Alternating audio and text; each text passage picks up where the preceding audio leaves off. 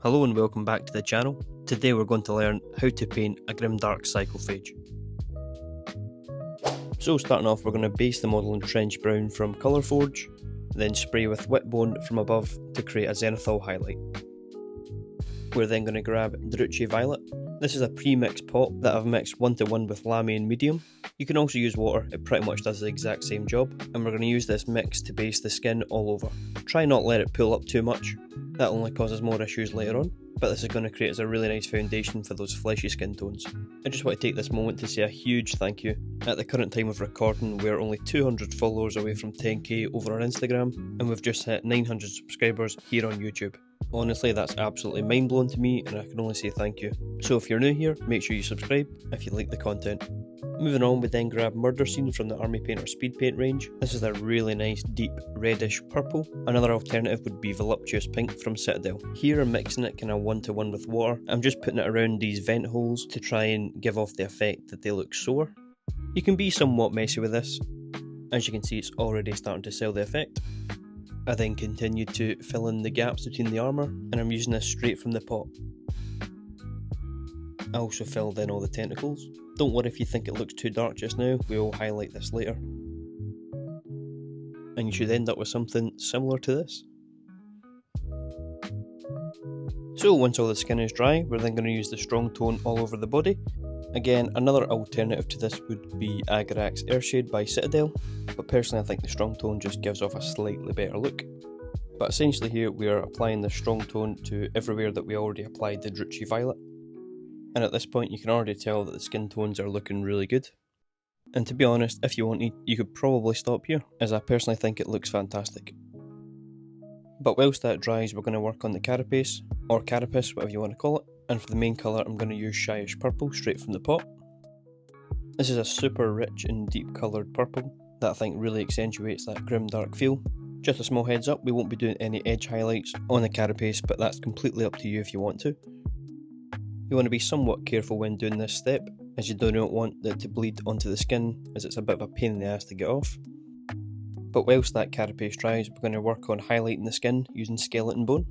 We're going to need a somewhat glaze consistency. You can always check this by putting it on your finger and making sure you can see those lines underneath. Then use this glaze all over the skin, trying to mainly focus on the areas where the light would hit. As you can see, I'm somewhat doing a kind of sketching motion. This was me purely trying to create a somewhat texture to the skin, and personally I think it turned out really well. And once you're done highlighting, it should look something like this. And I'll quickly show you the other side for comparison. This side is not highlighted and I think it looks nowhere near as good, but please let me know your thoughts down below. I'm then going to repeat that process with this Mulled berry by highlighting all the kind of fleshy bits and the skin tones underneath. This is to bring back some of that colour that we lost earlier, again just to accentuate that soreness.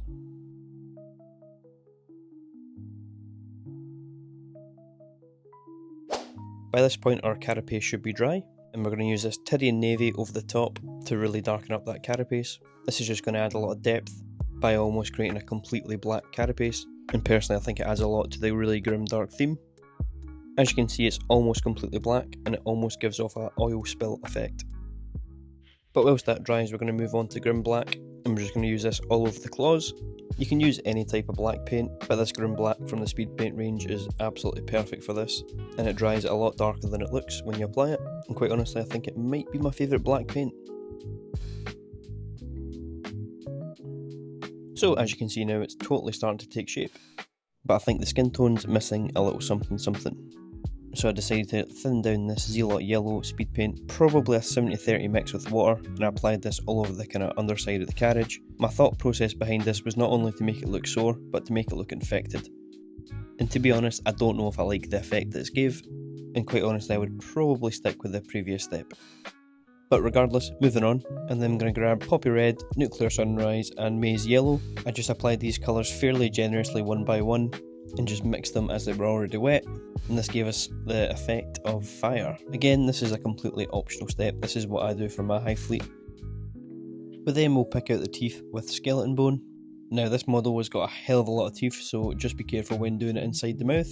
That's what she said, but if you're careful it should look something like this. We're then going to grab Moonbeam in Ice Yellow just to create a quick glowing effect on the eyes. I already have a tutorial for this and I will link it down below. Next up we're going to add some gore. I'm going to use True Blood for this. So in this step I've mixed it 1:1 with water, and I'm putting this in the creases on the undercarriage and almost using it like a glaze over the top of that mulled berry we used earlier. I then also used the glaze over the tentacles.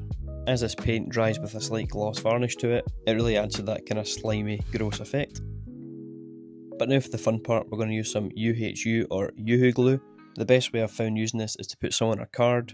I then like to grab a cocktail stick or a wooden stick and kind of aerate it for 5 minutes or so just to give it the right consistency, which should look something like this. But once you've got that desired effect, just go back over it with the True Blood from Army Painter and it'll really start to take shape.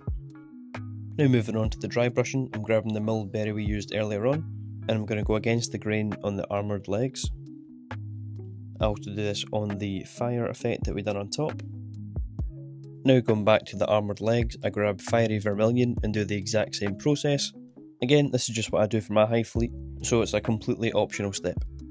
And from that is us done. And that's how I painted my quick and simple Grimdark Psychophage. I really hope you enjoyed the video, and if you'd like to see more content like this, please let me know in the comments. Thanks again, and I'll see you next time.